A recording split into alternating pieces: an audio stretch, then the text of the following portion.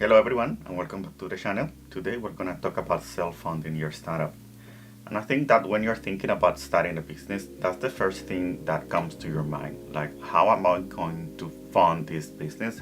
How am I going to get money to put into this business to prove that it's worth something, that it's really viable business? And I think we spend a lot of time thinking about that. Probably maybe we procrastinate starting a business, just thinking, oh, where are we going to get money to start or fund this business? But I think things are a little bit simpler than they really are.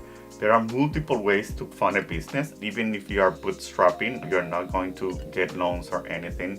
And even if you have a 9 to 5 job and you are working on the day and then you want to work on this business on nights or the weekends, but you are limited on how you can fund this, there are ways to do it, because I did it, and I did it multiple times in the past. And I repeated the same strategies with my multiple business. I applied the same criteria that I did and applied it to the other businesses, and they worked. So even when I started back with License Spot at that point in time, probably was 10 years ago, I applied the same ideas that I'm going to tell you in this video, even when I did my latest one, which was tender.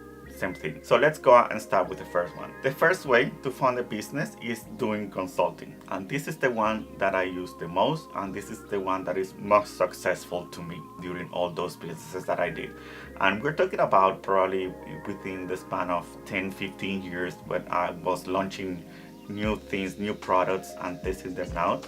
I used consulting as the way of funding those businesses. And here's what I did.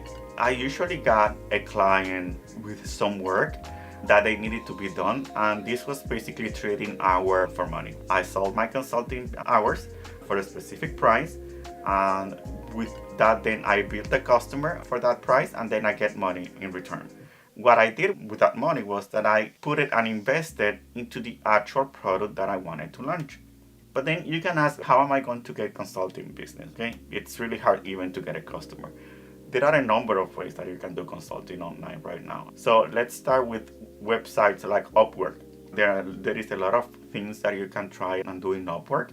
Just put your price in there and how you are capable of doing things. Like, even if you just do drawings, designs, coding, that you are able to get some type of consulting just by promoting yourself in sites like Upwork.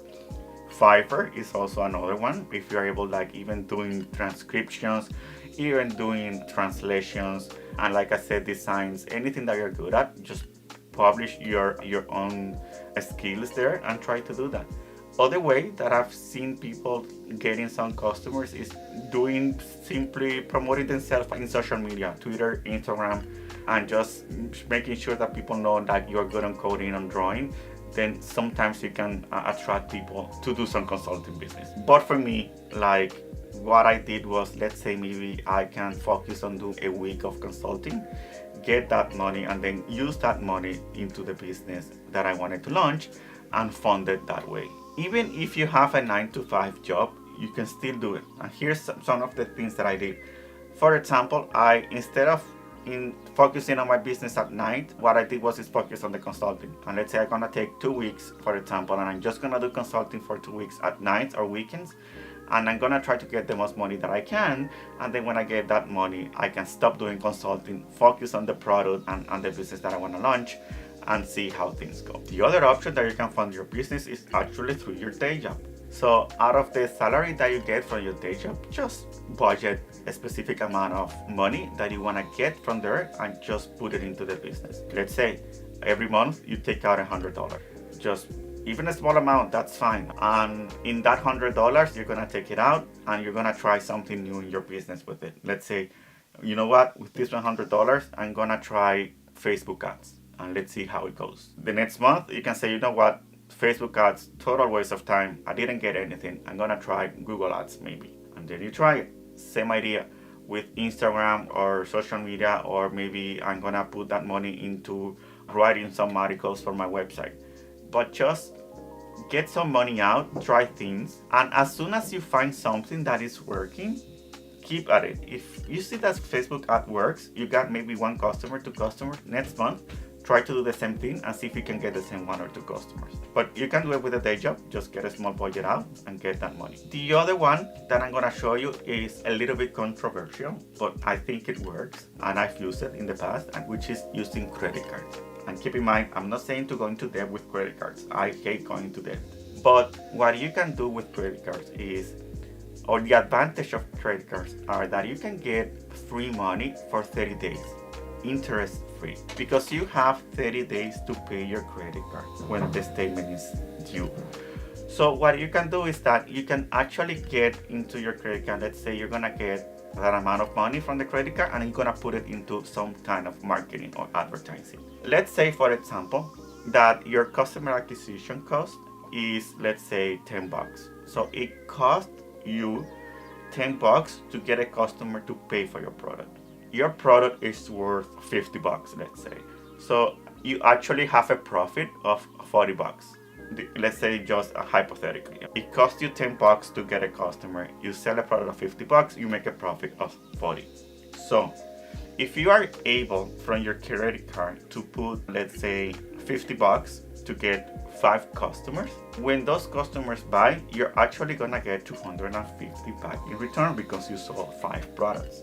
Those $250 then allows you to pay the $50 of the credit card before the statement date.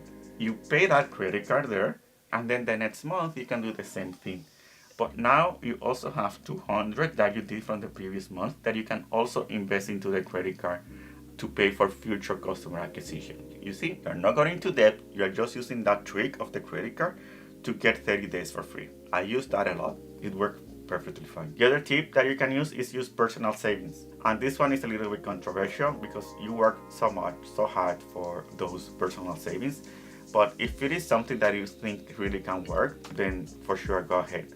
Sometimes you're gonna have to invest in a specific maybe machine that you need to sell your product, maybe a cutting machine, a printing machine.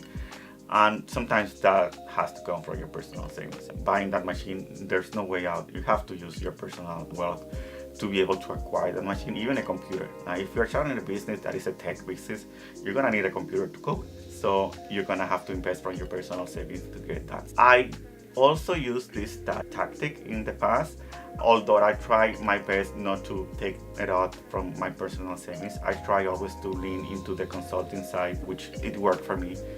But just try to make it very, very specific what you're going to invest that money from your personal savings and how you're gonna get the money back. And make a note, like have a spreadsheet, say I took this much and I took this much, so then in the future you can pay yourself and rebuild those savings. The other one is also a little bit controversial, but also works for some people, is just ask family and friends for money. I never used this one. For me, it was too much for me to go off to family, ask money for something that I don't know if it's gonna work.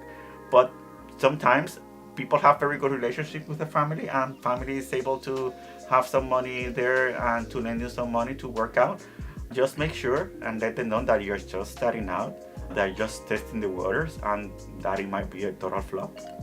But I just make them aware. It works. Sometimes they can lend you some money, like even $100, $200. They can go a long way to testing the waters and doing some Facebook advertising or Google advertising to test your product.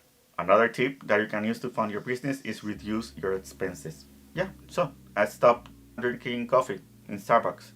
I stopped buying desserts or stop doing specific things that you think you can call luxuries. If you can get, like I said, even $100 extra every month by reducing your regular expenses, that works out. It will help you to fund your business. $100 is $100. It helps you testing a few strategies on how you can get customers. The other tip that I used was reinvesting profits. And this one I still do today, even though we are a company and we have employees. I still use that strategy to fund the business. Every time you make a profit, don't take it out. Wait for a specific milestones to take money out. Let's say I'm gonna wait until I make $1,000 per month or $10,000 per month to take money out. But during that time frame, don't take the profits out. Leave it in the business and use that same money to test more things, to test more strategies, to invest in the business, to get more, but don't take it out on yourself. Remember, you are trying to grow this, you're trying maybe to get out of your 9 to 5 job. So you actually need to make sure that this works, that you're actually building a machine that can get customers in and you can get money out of it. So reinvest the profits. That's the best way to grow a business and to self-fund a business. Another thing you can do is offer pre-sales that depend on your business, of course, that you can do pre-sales. For example, let's say I'm gonna offer this specific product. It's not done yet, but I will sell it to you for a specific amount of money. Let's say $100. I'll sell it to you if I get 10 people to buy it even before I actually make the product. Then I have $1,000 that I can use to build the product, but I can then also use that to fund the business and do more marketing and more selling. Also pre-sales, let's say if you sell something that is a service that you charge monthly for it, maybe a technology product, a SaaS product, or maybe just one of those boxes that get delivered, try to sell it for a yearly discount. Let's say if you pay me for 12 months, I'm gonna give you 1 month for free, 2 months for free. That will get you 10 months in advance of actual product sales that then you can use that money to fund the business and to get that money into marketing and sales to get more customers. You get the idea?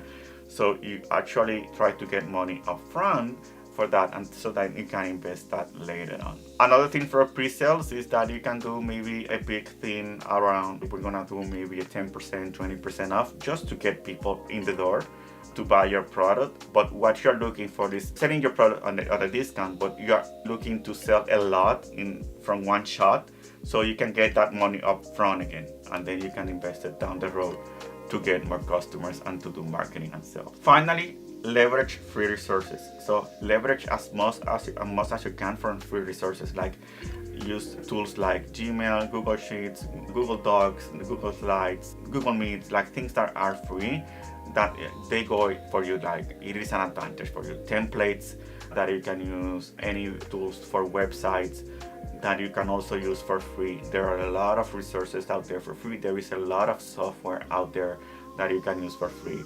And even task management like Trello, Asana, they all have free plans.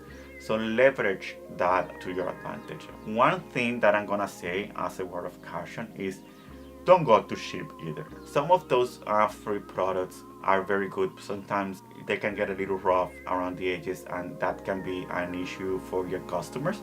Maybe it doesn't look professional. So let's say a website. If people are gonna buy from you from a website, and try to make your website look professional. If you need to invest some money into that, then for sure, spend that money. You want to look professional. You don't want to look cheap. So those things, I try to not go all the way and get it for free. I try to invest some money in there just so I look professional for my customers. You want to be seen to your customers like a person that you can rely on. So try to do that as much as possible, but also try to leverage those free resources. Thanks for staying until the end, and remember, subscribe and click on the notification bell so you can get more videos like this on how to launch a business and how you can free from yourself from the 9 to 5. Thank you.